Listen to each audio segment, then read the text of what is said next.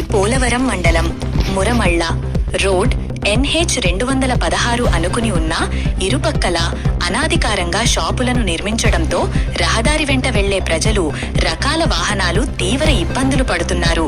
రోడ్డుకి ఇరుపక్కల అక్రమంగా షాపులు నిర్మించి ప్రజలు వెళ్లడానికి కూడా చోటు లేకుండా రోడ్డు మీదకు వచ్చి వ్యాపారాలు చేస్తున్నారు.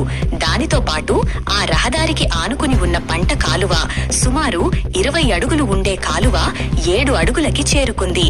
రెండు పక్కల ఆక్రమానికి గురై కాలువ 7 అడుగులు చేరింది. ఇదిలా ఉండగా కాలువ వెంబటే కూరగాయల మార్కెట్, చికెన్ షాపులు, టిఫిన్ సెంటర్లో వీళ్లందరూ కలిసి కుళ్లిపోయిన కూరగాయలు, మిగిలిపోయిన టిఫిన్స్, అలాగే ఈ చికెన్ షాప్ లో మిగిలిన వ్యర్థాలు అన్నీ కాలువలో వేయడం వల్ల ఇంతకు ముందు మంచినీళ్లు లేక గుత్తిని దీవి ఎర్రగురువు, మూలపాలెం ప్రజలు ఇదే కాలంలో వాటర్ తీసుకుని మంచినీళ్లుగా తాగేవారు.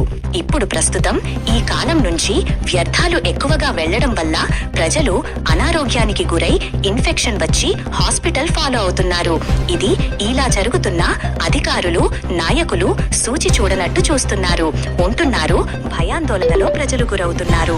అధికారులు మాత్రం ఈ రోజు నోటీసులిచ్చాం, ఆ రోజు నోటీసులిచ్చాం అంటూ కాలం గడుపుతున్నారు తప్ప ఈ కాలువకి మోక్షం ఎప్పుడో వేసి చూడాలి.